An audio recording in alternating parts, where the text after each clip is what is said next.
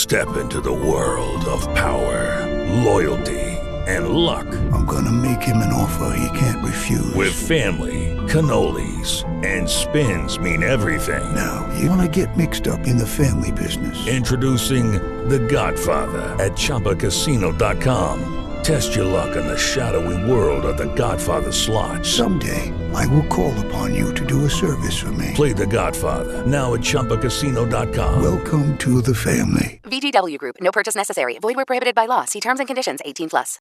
Lucky Land Casino, asking people, what's the weirdest place you've gotten lucky? Lucky? In line at the deli, I guess? Aha, in my dentist's office.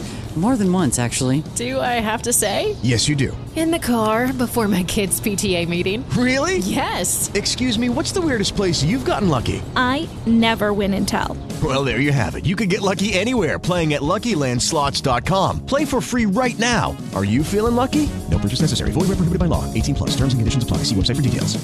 Judy was boring. Hello. Then Judy discovered ChumbaCasino.com. It's my little escape. Now Judy's the life of the party. Oh, baby, mama's bringing home the bacon. Whoa, take it easy, Judy. The Chumba life is for everybody. So go to ChumbaCasino.com and play over 100 casino-style games. Join today and play for free for your chance to redeem some serious prizes. ChumbaCasino.com.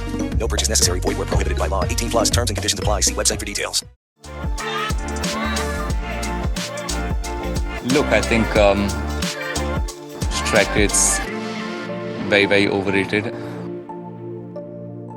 Hello, everyone, and welcome to Strike Rate, the Cricket Analytics podcast, for our 9th episode. I'm Jack Hope. I'm joined by Dan Weston, who's been on the job today down in Kent. We're both pretty tired. We've been watching the IPL all day, doing podcasts, etc. But we're going to keep going. This week on the podcast, we're going to be talking about Chennai Super Kings and answering the question, why do they win so much? Dan, how are you doing before we get to the big topic? Are you going to be able to hang with me for another 40 minutes or so here and get out some good content? I'm going to have to. I'm absolutely shattered. I was up early doors this morning getting to Canterbury. We played a first day of a 3-day warm-up game against Loughborough Uni, which was a good exercise, I think, for the guys today, and hopefully will be for the next couple of days if the weather holds. And it's actually the first time I've been to a cricket ground since I had heart surgery, so it's pretty nice to get back and get among the players and the coaches and just be back in that environment again. It was really pleasant. Awesome. Yeah, good to hear that. That's really positive news. In part one, we're going to be talking through the factors that we came up with. And then in part two, we've got quite a few questions in from listeners to get through. So many that I'm not sure we'll actually be able to get to them all, but we'll try our best, you know. If you do want to ask us a question on a future show, make sure you're following me at JackHope0 or Dan at SA Advantage on Twitter. We post up a day before or a couple of days before we record and, you know, open source some ideas. And actually, Dan, this is a topic that was suggested to us. This is, I think, our first listener suggested topic. AD on Twitter asked a couple of times for us to do a little bit of a deep dive on Chennai Super Kings and kind of answer the question about, you know, what they're doing well. So similarly, if you've not got a question, you've just got a topic you want us to go into, let us know. And also, obviously, make sure you like and subscribe to Strike Rate on whatever platform you're on, or go across different platforms. You know, everyone wants to be an all format player, don't they, Dan? And yeah, our listeners and viewers can be. You know, go to Apple, go to Spotify, go to Acast, go to YouTube, like and subscribe on all of them, and help us grow our audience. Dan, let's get straight into it. Chennai Super Kings, why do they win so much? I mean, I'm going to ask you the really broad question, and I've got a few ideas myself where we can get into the detail a little bit. But you know, we're years into the IPL now. I think we're in the 16th season. Chennai perennial playoff contenders. I think that, you know, they barely ever miss out, and they've won a boatload of trophies, obviously including last year's IPL. Yeah, so actually, Chennai have played, not including the current ongoing season, they've played 14 seasons. They were naughty. they've only not qualified to the knockouts 4 times. That was 2016 and 2017, where they were suspended, and in 2020 and 2022. I think both years that there was a clear reason as to why they didn't qualify. So 2020 was the COVID year. Pretty sure that the tournament was played away from. They didn't have any home games, which I will go on and talk about.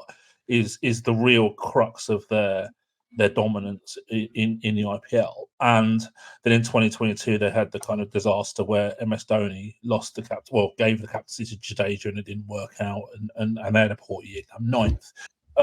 So there's always been kind of circumstances which are explainable as to why they haven't qualified, and obviously 5 titles and an incredible 65% win rate in knockout matches and 75% win rate actually in playoff matches is really quite an achievement. And either they've been very lucky in knockout matches, or they're the very rare kind of phenomenon where a team performs better in pressure moments. And that's not something that I really believe in that much, but at the moment they're showing that. Right. So that's I think a really good overview. And when I was doing the research for this podcast, I could come up with sort of 4 main reasons why I think Chennai win. First of all, MS Dhoni. Second, Chennai strategically in terms of how they put together their team. Third, the Chepauk Stadium and the fact that they get to play, obviously in years where we see home and away, and that isn't every year in the IPL, they get to play at a ground that has a clear bias and they can build a team around that. And then fourth, and you touched on it a little bit in their knockout stats, the impact of luck. And I think all of these things are quite interesting, and I think they all contribute, if you like, to this CSK myth that is rolling through the IPL up the top of the table again this year. Where would you like to start, Dan? I'll give you the kind of choose your own adventure. I've got those 4 topics and I've got some questions and stuff like that. Where would you like to start?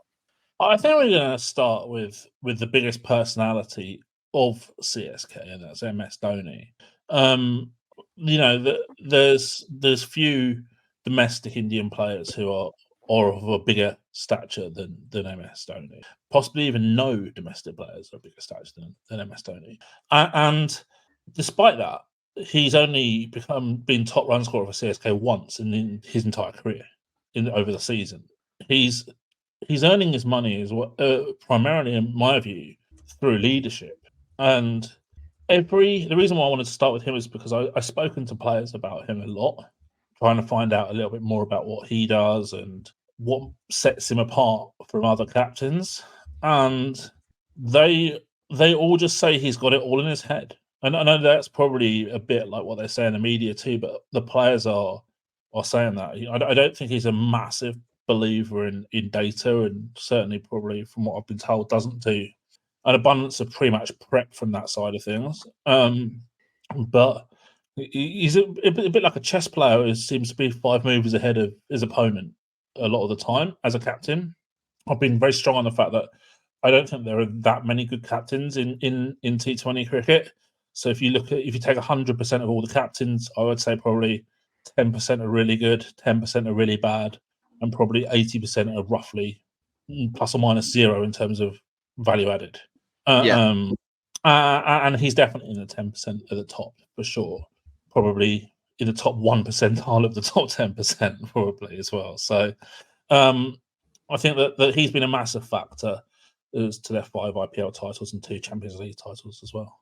Yeah, I think it's an interesting one, isn't it? Obviously, on a podcast called the Cricket Analytics Podcast, the first thing we point to here is somebody that many people have witnessed eschew analytics in terms of how he goes about his decision making, and this is one of those times where you probably have to hold your hands up a little bit and say that sometimes you will find people that do just have an intuitive sense for how the game works, and their experience or their gut or whatever it is that's steering them and their decision making process. That analytics isn't going to contribute to that in a way that they would find to be beneficial, and I think that's okay. I mean, I did a couple of years ago after his first retirement. I had a look at the stats for all the bowlers that have bowled under Dhoni, and under other captains in the IPL, isolating the data to just look at away performances to take the Chepauk out of the equation. And over 20 overs, bowlers that bowled for Dhoni went for between 1 and 4 runs less on average than when they bowled for other captains. Now, there are some other things that factor into that. There's obviously the development of T20 cricket over X number of years. There's the age that people might have played for Dhoni, and then the age they might have played for other captains, and you might want to go into that data if you wanted to model in a little bit more detail. And it's also quite hard to do this for other captains because there just isn't the amount of data. Dhoni was a captain in the IPL for so long that we actually have the sample size to do this kind of research. But I thought that we might not be able to isolate exactly what it is that he's doing, but if it is making 1 to 4 runs difference, and I think my ultimate conclusion was it was about 3.4 runs. If you want no, so that's over the full 20 overs. So that's all of the bowlers added up over their full 20 overs. Yeah. So it's not a run and over. It's a small amount. It's like one. It's less than 1 run per 4 overs per bowler, if that makes sense. But that's still quite a lot of runs. And you take that over a season, say it's 3 runs, let's just round it up there, and you play 14 matches. That comes out at 42 runs, which probably equates to something like a win or half a win. And so if you are just looking at captaincy, whatever it is he's doing seems to be having quite an astonishing impact on the guys that he's playing for. And I think bigger picture, when we talk about T20 cricket or cricket in general, we count from 0 usually. We don't count from average. And maybe we should count from average a little bit more, because then we would realise that sort of 3 runs difference is quite a lot. I don't know if you had any thoughts on that, Dan. I know you read the article, although it was a couple of years ago now. Yeah, I mean, like 3 runs per 20 overs is actually pretty huge in terms of a marginal gain. There aren't many things that you can tweak in a team to have that immediate impact. So that's a huge benefit to CSK. Like you say, it's probably adds up to maybe a win or around that type of figure over the season. But in a league where at the moment only 4 teams qualify from 10, and you probably need at least an 8-6 record to qualify, and things are very tight in terms of qualification, that's actually pretty huge. Even just absolutely 1 win or 1.5 wins is massive. I had another thing just on Dhoni, and then we'll move on to just general strategy. I think the fact that he's a wicketkeeper and one of the Indian players, like a domestic Indian batter, who at periods in his career at least, we actually saw it today. We're recording this after we went banzo on Amrik Norkia in the IPL. But earlier in his career, I'm really talking about he was a hitter as well, and there aren't that many Indian batters who can hit, and there are even fewer who can hit and can wicketkeep, and there are even fewer who can hit and wicketkeep and are maybe the best wicketkeeper in the league. And we don't necessarily quantify the value of wicketkeeping that well, or you might. There's not that much public knowledge about how important it is. And I think the fact that him as an individual combined these 3 very rare things and did them all really well, plus the captaincy, probably means that CSK have an inbuilt advantage just from the talent that he brings too, right? Yeah. Then that's where you look at a rare skill set, and not just the rare skill set in terms of, as you say, being a hitter who's a domestic keeper who's a captain. I mean, like there hasn't been many of them over the whole of the IPL since it started in 2008. And we're already seeing with the other teams this year in the IPL, we've seen it many, many, many times in the past, is that overseas captains are often a really big disadvantage to IPL teams because they are very dependent on the form of the overseas captain. The overseas captain is really difficult to drop even when they're playing really badly. And it can make a massive impact on your overseas combos when you can only pick 4 overseas players out of the starting 11. Yeah, for sure. So that's Dhoni. I mean, like, Dhoni's obviously a part of this. The second thing that I had down was Chennai's strategy. Now, there are some things here that most people know about now, and I don't know if they're as important as we talk in 2024 versus in 2008 through to 2018, the first decade of the IPL. But if you look back, historically, Chennai Super Kings invested massively in Indian players when other franchises didn't do that. And you can look at the number of Indian players that played for Chennai that had 50 India caps, and it's more than they had on... It's more than other franchises were bringing to the table, that they went heavy on the domestic talent. There are a couple of other things involved in that too, from a strategy point of view, in that they and this is like a Chennai Super Kings cliche at this point, but they very rarely change their team. They make half a change fewer per game versus other teams in the IPL. So they're sticking with guys for longer, sort of regardless of things like form. And yeah, whether that's because they've analysed that player is a better player and they're going to stick with them and not worry about things like form, or whether sticking with the player means that they have confidence and therefore are more likely to come back into form, doesn't really matter either way, I don't think. But it's sort of been proven at this point, I think, at least in the case of Chennai Super Kings, that it has been an effective strategy. So there's a couple of things I threw in there, like one, big investment in Indian players, and two, an investment in stability. I feel like they're obvious now, but in a sense, we could maybe give them credit, Dan, for inventing some of these ideas in T20 cricket. Yeah, no, 100%. And I'm a big believer in kind of stability of rosters, whether that's both in the kind of recruitment retention environment, but also in terms of the not dropping players when they have one or two bad games. And I think even now, best part of 17 seasons into the IPL, we're still seeing that IPL teams do that a lot. And having a team with success who's averaging about half a change less per match than their rival teams shows you the value of stability and backing players and giving them the opportunity to succeed, but also not making knee-jerk changes if they fail in the right way, which is going to happen because that's the nature of T20 cricket. It's a very volatile format. And I think that probably one of the best examples of this was 2018 when they won the title. And I think Shane Watson hadn't had the best season for CSK and then ended up with an unbeaten 100 in the final. So, that was a really good example of them backing their player and getting the rewards from that. Yeah, and I think that's we've seen that in other ways as well. If you look at the number of players that have played for Chennai, excluding the expansion teams and the sort of one-season wonders and that we've seen across history, Chennai have played way fewer players than everyone else. Like, I think they either did just go past 100 players ever for the franchise, or still just under 100 players ever for the franchise.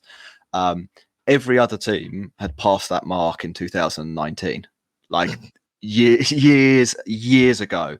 And that this was probably one of those things that's actually slightly hard to quantify in a way. But that not only does that show backing in your players, but it also helps with things like building a culture and defining roles. And one of the things you'll hear that people who play for Chennai Super Kings might say things about Dhoni not really being that into analytics or whatever, but you'll also hear that all of the players know exactly what their job is. And one of the benefits of stability is that culture, and it is that role definition. And Dan, we probably talk about role clarity on this podcast 5 times a show. You don't see a better example of it, I think, historically in the IPL anyway, than Chennai Super Kings.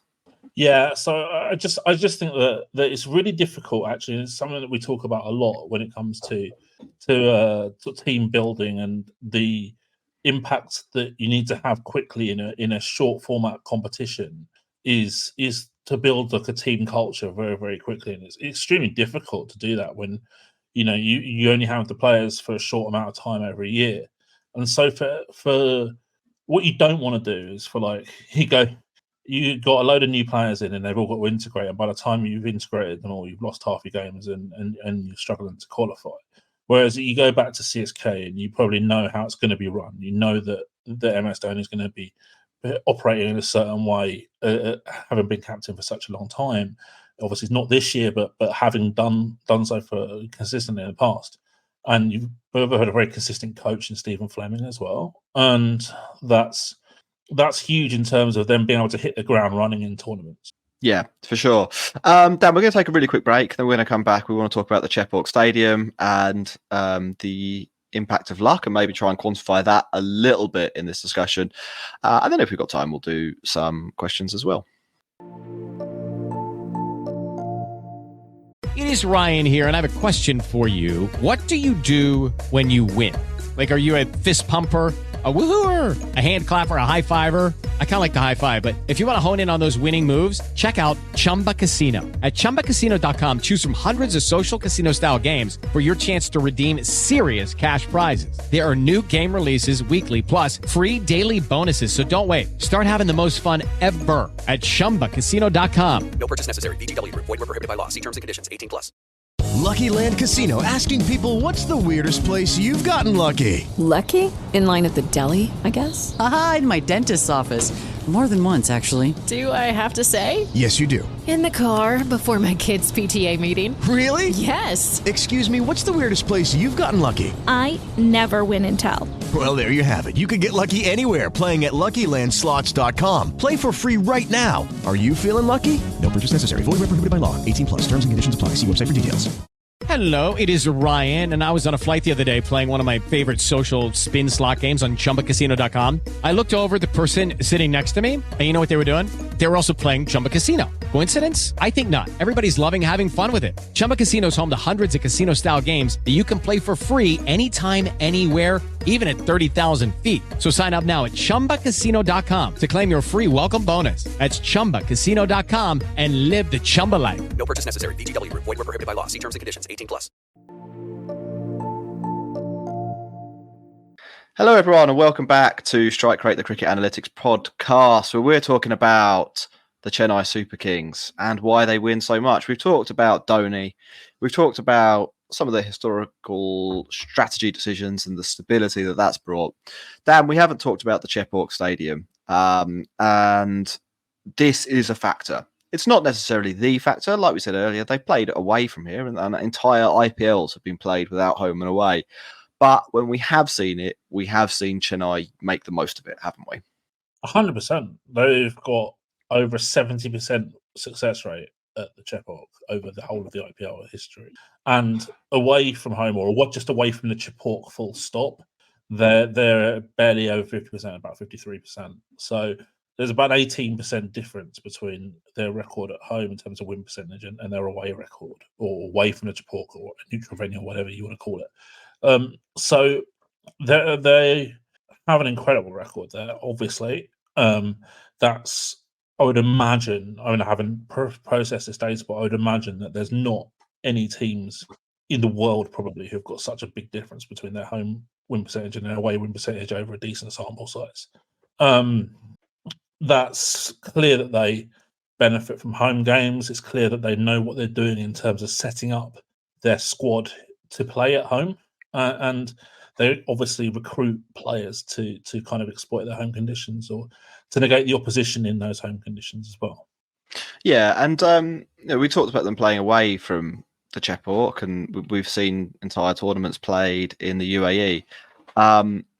That's probably played into their hands somewhat as well. If you've built a team to play at the Chepauk and then you end up playing in Dubai, that's probably better. Well, I'm going to say it is better than if you've built a team to play at the Chinnaswamy Stadium and you end up playing your matches in Dubai. So that probably also, I reckon, factors into some of their success.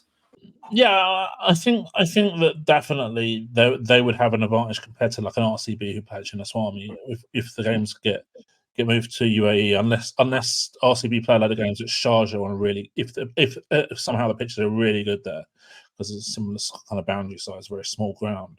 But I think that they are more equipped to probably deal with various conditions as well.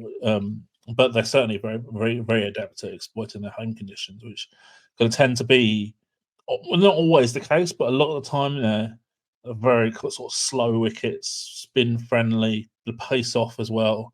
And when they're not, it seems like they know that it's not going to be like that in advance as well. It's they're very, very smart at the way that they operate at home.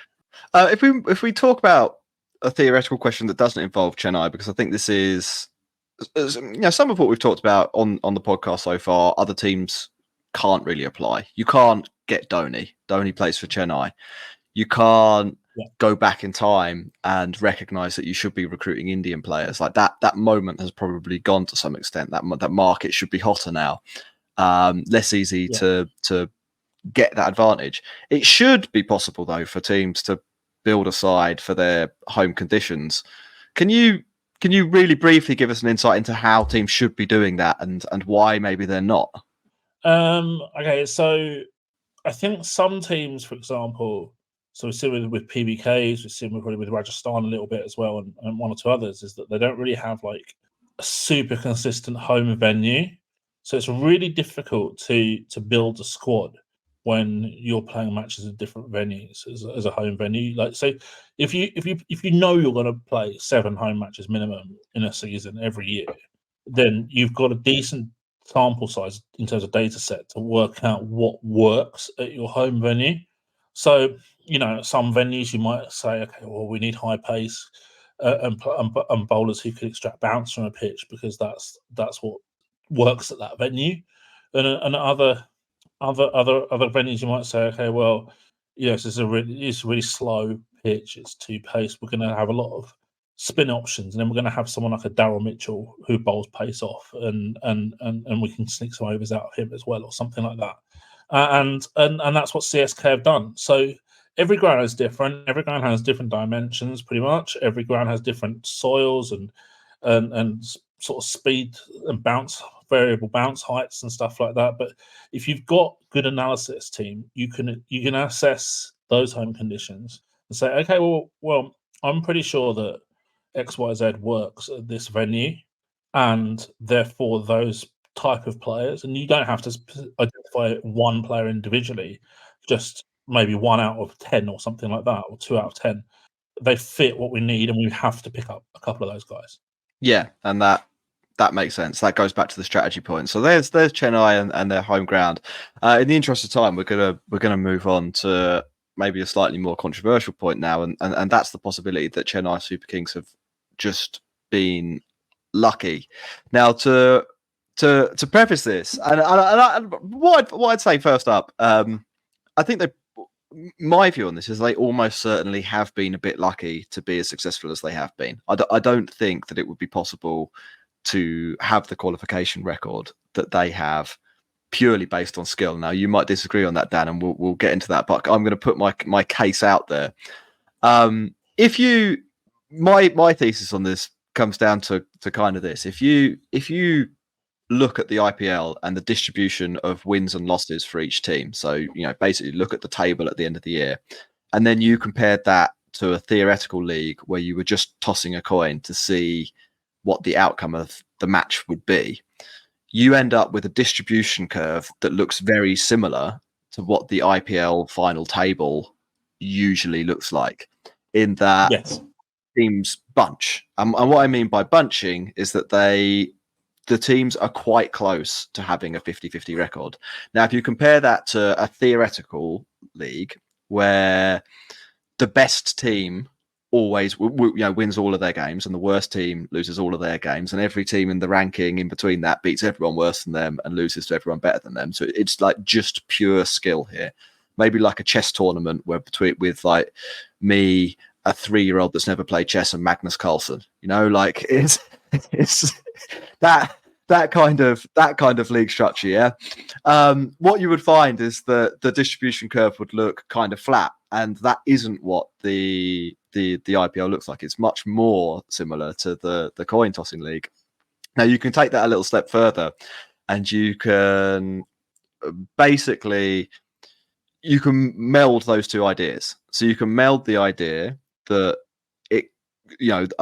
a number of games are going to be decided basically by luck. It's 50-50, nobody knows. And a number of games will be won by the team that's better.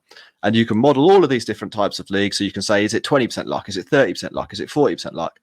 And the best model or the best fit is around the 75 to 85% luck. So in other words, 75 to 85% of games are decided more or less at random, and then there's a small number, let's say 2 in 10, 1 in 5 matches that are decided based on who is actually the best at cricket. Now, again, zoom that all out and apply that to CSK. It is possible that Chennai Super Kings have just benefited from a lot of luck over the seasons that they've played. If you model those seasons using like a Monte Carlo simulation idea over and over and over again, it's far more than the 0% chance that a team would have been as successful as Chennai Super Kings. So that's my thesis, Dan. I'm more than happy for you to shoot it down. I can't shoot it down. I definitely think that there's a potential luck element involved in some of this, and the fact that they've won 75% of playoff matches and overall 65% of knockout matches. I mean that's insane win percentage in a level budget league against good teams who have also qualified, who you think broadly would be about 50-50 in terms of the expected results in a knockout match against another qualifying team in the IPL. To win 65% over a 26-game sample is very high. There's probably been, I have to go back and have a look, but there's probably been a few which were decided on some pretty tight margins, and it probably wouldn't be that good to say 3 or 4 results going the other way, for example. So I can't dispute the fact that there might be a luck element involved, but there are a couple of factors that I think are against that argument as well. The first factor is that there's only one team in the IPL who they've got a negative win-loss record against, and that's Mumbai. So every other team, they have not lost more than they've won.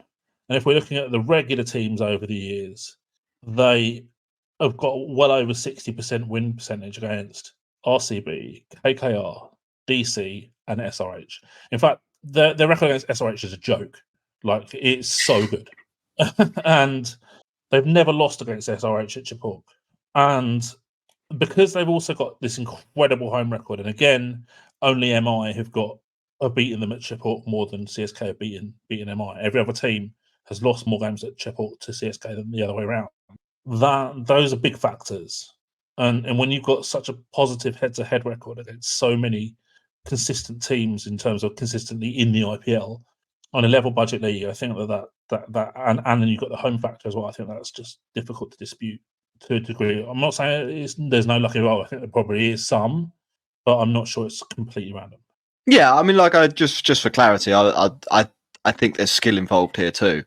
I'm saying to have such an extraordinary record, there's a good example here from the last ball of the last IPL when Mohit sort of bowled a leg side half volley to Jadeja just after he'd bowled sort of a wonder over, and had he bowled that ball anywhere else, there was a good chance that Gujarat Titans won that match. And even earlier in that match, when it was rain shortened, and a lot of people felt that the Duckworth-Lewis Stern method made it easier for Chennai Super Kings to win, chasing 170 in 15 overs versus 220 in 20.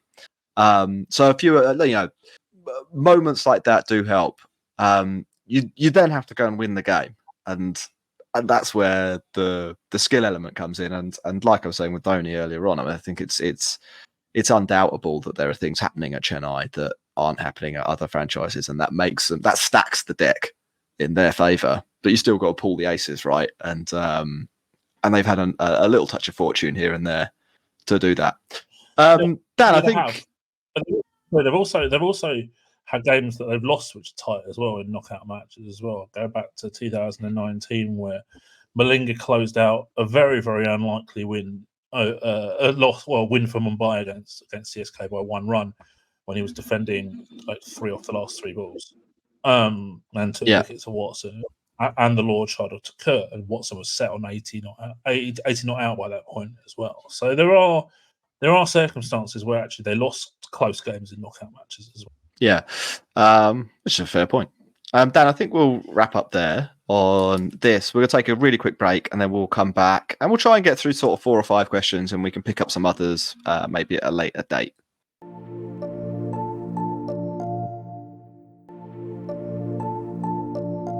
Hello, everyone, and welcome back to the Cricket Podcast. That's the other podcast. If you like cricket, you'll like the Cricket Podcast. But this is Strike Rate, the Cricket Analytics Podcast, where we're talking about Chennai Super Kings and why they win so much.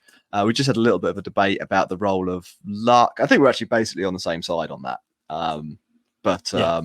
Interesting to talk about these concepts. We had a few questions in. I think because of the time that we're recording this at, and the fact that we have other work that we need to do, we'll probably only have time for 5. We'll probably only be able to do 4 or 5, but we will try and get to the others at another time. So let's kick off straight away with the one we received from Nick, who says, how do they obviously being Chennai Super Kings, manage to get average players who played terribly for other franchises and make them not only competent, but straight up turn them into a weapon, using the example of a Rahane type transformation? So Dan, what are your thoughts on that? I think it's a good question. I think it's definitely, to some degree, a thing that this happens. Look, over the last few years, I've got to know a lot of players, and I think exclusively, pretty much to every single individual, every player likes to be backed. Every player likes to know that they have support, that they're not gonna get dropped after one game, that they're gonna be, respected and basically given the best platform to showcase their super strengths. And I think that the CSK do that arguably better than any other franchise. So when MS Dhoni signs, or so CSK sign Rahane, for example, and they come and say to him, we want you to play much more aggressively and hit a high strike rate, he knows he's not going to get dropped straight away for failing, which I think is a massive thing. So he can go out and play with a bit more freedom, knowing that they're not going to make those knee-jerk changes because of the way that they run a franchise over the best part of 2 decades. Yeah, I think that's definitely true, and I think in the case of Rahane, and Nick actually uses Shivam Dubé as an example of a player that sort of transformed a little bit at CSK as well. I think it's because they play a more optimum version of T20 cricket. Like there are other franchises that probably ask Rahane to be an anchor and to try and face 30 balls and walk off with maybe 45 runs, and that would be great, thank you very much. Or even 40 runs, to be honest, if you look at Rahane's record. Whereas at CSK, they're very definitely saying to him, we want you to face, it doesn't really matter how many balls, to be perfectly honest. We just want you to score at 150 plus while you're facing them. Yeah. And we've got other guys that can do the water boy work. We've got Gaikwad, we've got Conway. It's not required. And so you see in Rahane and Dubé, they're playing a much more optimum version of the game for the position in the batting order that they're playing in. And they're also kind of hyper specialized on doing one thing. Rahane's kind of the guy that's supposed to go after the pacers. Dubé's kind of the guy that's supposed to go after the spinners, and that works. Getting players, I think you call them the super strengths, getting players to do the thing that they're super strong at. It sounds really obvious, but that's what we're getting at here when we talk about a lot of analytics. We're talking about making people play the game better, and Chennai Super Kings are just good at that, aren't they? Yeah. And you say it sounds really obvious, and I think it is really obvious to people who actually put the time into understanding these things. But the amount of times that teams don't do this, I think, is quite incredible, really. So you have to applaud any team still who does put players in the right place to do the things that they're good at, those super strengths. We've seen Dubé be a bit kind of underwhelming, I think it's pretty fair to say, at several franchises other than CSK. And now they've got him in a position where he can just go and brutalize spin bowling, basically. Yeah, and it works really well. Vera asks a question: how come Chennai Super Kings are able to win titles without a wrist spinner? How have they done that for so long? So they have had wrist spinners, first of all, I'd say. They've had Imran Tahir, and they had Imran Tahir near his peak. But it is interesting, their squad composition and how they've put that together often using an overseas spinner, actually. It's Tikshana at the moment, isn't it? Or sometimes Moeen Ali in the side. Jadeja there for the long term. Yeah, Santner and Ashwin has been at Chennai in the past as well. What's the secret? Why don't they need a wrist spinner? Well, I think in the early years they had maybe not more mystery spinners, if you like. They're quite like a mystery spinner. So in the early years they had Muralitharan, had Ashwin, and now they've got Tikshana, who I think probably fits into that kind of bracket as well. I don't think they're fixated on the idea of having leg spinners, but what they have done really well, if they don't have a leg spinner, is they've made sure that they've got very, very strong left arm orthodox spinners. So you've still got that right hand matchup, and the supply of high quality domestic leg spinners, in particular in the IPL, is very constrained. So they've clearly tried to kind of circumvent that problem in terms of overpaying for a leggy, and they've looked at it from a different angle. How can we still be strong against right-handed batters, and having a Jadeja, sometimes also a Santner, against those right-handed heavy teams, I think has worked pretty well for them.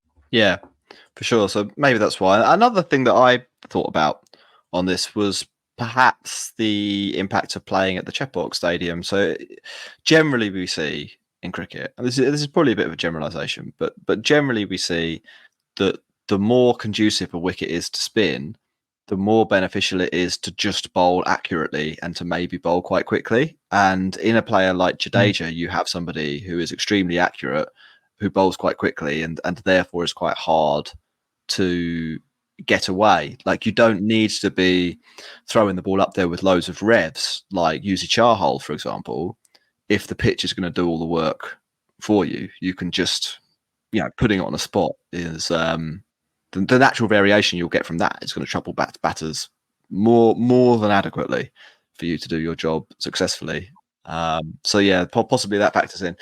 Darshan asks, how come Chennai Super Kings winning momentum could not carry over to the Joburg Super Kings in the SA20? Both teams are run by a similar set of coaches with presumably the same philosophies. And that is an interesting one. So we've seen Chennai dominate in India, and maybe some of the things we've talked about earlier in the show will apply here. What are your thoughts? Well, I think there's two things that are present with CSK that aren't present with JSK. The first one is Dhoni, and the second one is the Chepauk. Those two areas are where they have a considerable advantage over rival teams in the IPL. So it's actually not that surprising that they haven't been able to transfer that success without those things in SA20. Yeah, I think that's where I'd have gone with that as well. The other thing that I thought might factor in is that, and we talked about this in part 1, 2, or part 2, I can't remember exactly. We talked about this earlier in the show, was that some of the advantages that they found from a strategic point of view, i.e. targeting local talent and investing it there heavily versus the overseas area, are now known good strategies. And so you see more teams do them. You don't necessarily see all the teams do them, but you only need 4 or 5 of the teams out of 6. Oh, yeah, if 4 out of 6 teams in the SA20 decide that they want to target high quality local players, then the market for high quality local players is transformed.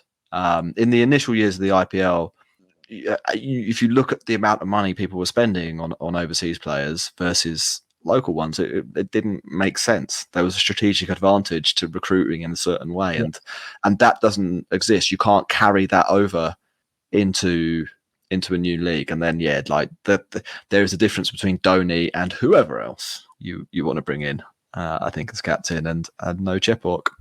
Dan, I think we'll do one more, and this is from Subod, who asks, how do Chennai Super Kings win games at Chepauk even when they bat first or chase, or regardless of whether they bat first or chase the target? It seems impossible to beat them there for any opposition. Is there anything other teams can do to adapt, I think, is the question there, or is it just an inevitability? It feels like an inevitability sometimes. I'm not quite sure that it really 100% is, but certainly they do have a massive advantage there. I sort of alluded to this first point a little bit earlier when I said that, that when it's slow and two-pace pitch, which is often the case, and spin heavy, they're just better than the other team at exploiting those conditions. But then they also seem to be able to know when it's going to play like completely differently as well, very, very quickly. So they've got probably Dhoni, probably a couple of other people in the group as well, people who are very, very aware of the home venue and how the pitches are likely to play in advance. So they're very, very good at selecting teams for the actual super specific conditions. And the second thing that I noticed when I did some research on this a couple of years ago is that opposition teams have been inflexible to the demands of the Chepauk. So actually, what we saw for a good few years, sort of pre-COVID, was that CSK bowled a lot more spin at the Chepauk than their opposition teams. And the opposition teams were not willing to adapt and play an extra spinner, for example, at the Chepauk, which when conditions demanded it. Yeah. I think we see that a lot, don't we? Teams turn up at Chennai with their home squad, and it doesn't make any sense. Dan, I'm going to ask for what I'm going to get one more in actually, and this. Okay. Yeah, because I think this is an interesting one. Peter says, is there heavy luck involved or some great tactics for things like Patarana becoming a great bowler out of nowhere, or Rahane suddenly striking at 170, or Ratch and Ravindra filling in for Conway perfectly? How do all of these problems end up solved whenever Chennai Super Kings hire someone? And so we've answered the Rahane part, but I think there are two interesting things here with Patarana and the Ratch and Ravindra Conway replacement. And I don't know if you've got any comment on either of those. Yeah, I think it's probably fair to say that both of those at this stage of their careers, obviously Ravindra is still in the very, very early stages of his CSK career, but they have overperformed, I think, most people's expectations at this stage of their CSK career. With Ravindra, I mean, they bought him on an upward curve, but I think it would be unreasonable to expect him to have hit at the strike rate that he's done so far, based on his international returns and domestic returns in New Zealand, especially when you factor in the step up as well. Again, maybe it's to do with like the Rahane thing. He's come in and they've given him kind of license to play in that way, and knowing that if he fails the right way, there aren't going to be consequences in terms of losing his place. And the second thing with Patharana, I mean, like, I knew about this kid back 3+ years ago. Like, I knew he was going to be good. I knew he bowled like an extremely unusual action that was going to be what I call sight unseen for batters. And batters don't like sight unseen bowlers a lot until they get to face them a lot more. I think that's been a big factor in his breakthrough for CSK as part of a fairly successful bowling group as well, which also helps in terms of, you're not bowling against set batters as much as you might at another team. But for me, the challenge now for Patarana is to keep developing, keep evolving, and be able to do this for the next 5+ years. Sometimes it's easy, and you see it sometimes with the left arm wrist spinners as well. Even Kuldeep Yadav, who had an amazing start to his T20 and white ball career generally, and then had a couple of down years before now he's bouncing back. You see it a lot with left arm wrist spinners. They have that sight unseen advantage to start with. You saw it with Patarana. We saw it with, definitely in English cricket, I think Naveen or Hack as well, is that batters, they're unusual, and it takes batters a while to adjust. Whether they can do it after 2+ years is different ballgame, and that's where the player has to evolve from there. Yeah, I think that question is a good microcosm for CSK as a whole as well. Yes, there probably is a little bit of luck involved in some of these things coming off, but it's good scouting to pick up Patarana. Yeah. Like, they've got him on the cheap at it, and he's a good pick. With Rahane, with Rahane, that's good development. Chennai Super Kings have shown that they can develop players. And with Ratch and Ravindra, that's good strategy in a sense. Like, he probably wasn't going to play in this IPL. Conway was going to play. Then Conway gets injured. They had somebody on the bench that they could deploy in a role that made sense, because they'd thought about the possibility that they might need a role player. And had Daryl Mitchell been injured instead, you might have seen Ratch and Ravindra bat in the middle order, and roll his arm over. Or you might have seen Moeen Ali, who's currently on the bench. Like it's they have a few different angles covered, and that's smart, and that's what Chennai Super Kings are. Pretty smart, pretty lucky, and they've got Dhoni. Dan, I think on that note, we'll wrap up on this podcast. Thanks very much to Prashant, Sinbad, and Govind, who also sent in questions. We'll try and get to them on the next podcast. Any final words from you, Dan? No, I just really enjoyed this kind of deep dive into CSK, and because people have been asking for this sort of stuff, I think we wanted to cover it. And on that note, if you've got any topic suggestions for us that you think would be a really good idea for an episode, definitely get in touch with us as well. Cool. Yeah, please do. I'm at JackHope0 on Twitter, and Dan is at SA Advantage. Goodbye, everyone. Sports Social Podcast Network.